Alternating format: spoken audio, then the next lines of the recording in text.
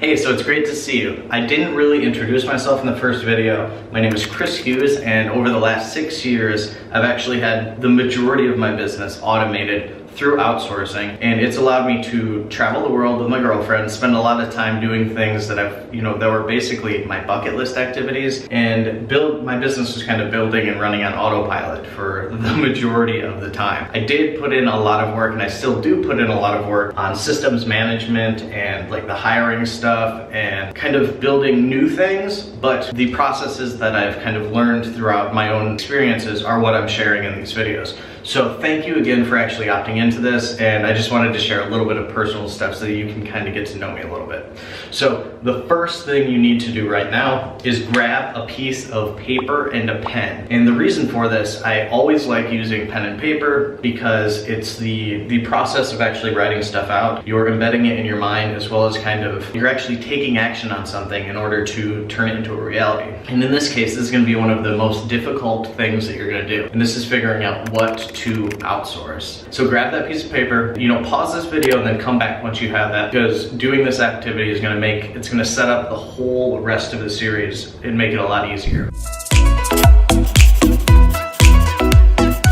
Okay, so welcome back. I really hope you did go grab that piece of paper and pen. If you didn't, go do that right now, because this is very important. Okay, so the first thing you're gonna do is you're gonna take a list, like all of the things that you currently do in your business. I mean, everything, like everything from coming up with ideas to, maybe you do graphic design, maybe you do video work, maybe you do content creation, maybe you shoot, like videos, maybe you do email marketing, maybe you do just pretty much everything. Maybe you do all of the social media posts yourself. You might be just like a one-man army or one-woman army when it comes to building your business. And that's fine. Like right now at this stage, what you're learning is how to kind of free up more of your time so that you can not necessarily have to do everything. Like you don't have to have everything on your plate. You can kind of take those plates and pass them off to people once you do this. So the first thing is to write out everything. And I mean everything. Like, let's say you spend an hour a day coming up with creative ideas on something. Write that down. Let's say you read specific books for a specific reason to learn something. Write that down. These are all things that you personally do to grow your business.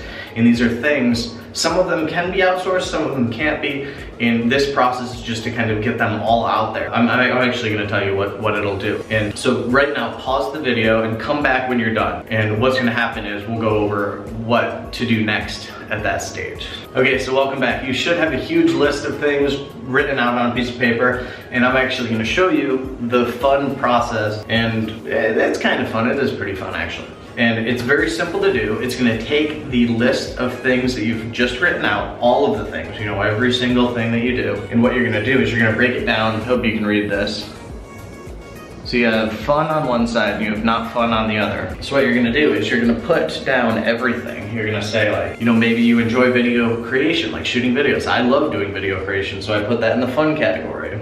There's stuff that I don't like doing, like tech stuff, tech management, websites, pixels, all the stuff that requires you to kind of think in a different mind frame than what's comfortable for me. And these things don't have to be your particular interest or not. It's what's fun for you and what's not fun for you. If we're all the same, it wouldn't work. Like the world would just fall apart. But what you're gonna do is take all of those things and categorize them. The fun things and the not fun things. And what you're gonna notice after that, you're gonna have, a split up thing right down the middle where there's the stuff you actually enjoy doing and the stuff that isn't fun. In each instance, you're going to have a direct correlation to, money in for your business. So for instance, I know that every time I create content, so when I, do the fun stuff for me, when I shoot videos like this, I know that it will lead people into consuming more of my content and eventually becoming customers of mine or, like fans of mine or someone who might eventually intro me to someone else in their network that could be helpful. So that's something that's fun as well as very profitable for me if I look in the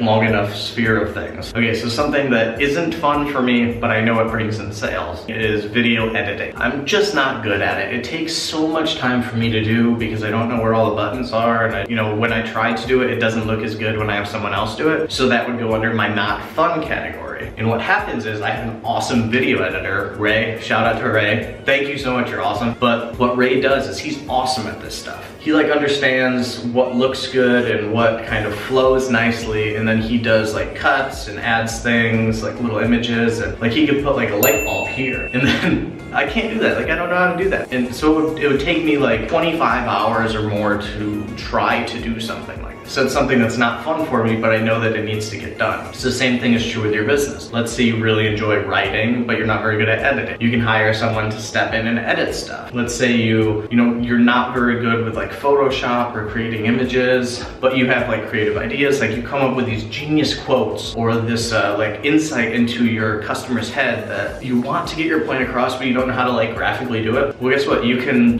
partner up. Like, you can hire or outsource the photo creation and photo editing stuff and have someone who's awesome at it, someone who like lives and breathes images and like loves that world. They're willing to do that job for you, which is awesome, because then you can, if it's not fun for you, you can pass it off. So this entire video is based on the what to outsource. I hope that this is like really starting to make sense. Is this making sense to you? Like, let me know in the comments down below, because I really hope this is helping you to kind of think in the terms of what needs to be outsourced, so that you can start to incorporate more of this into your business and more into your life. In the next video, I'm actually going to go into the mindset of outsourcing and what ways you kind of need to think in order to properly be ready to actually outsource before rushing in and wasting hundreds or thousands of dollars. So I'll see you in the next video. If you haven't subscribed yet, be sure to do that right now, so that you can actually, get more of my videos, and turn on notifications so that way you're notified every time a new video goes up.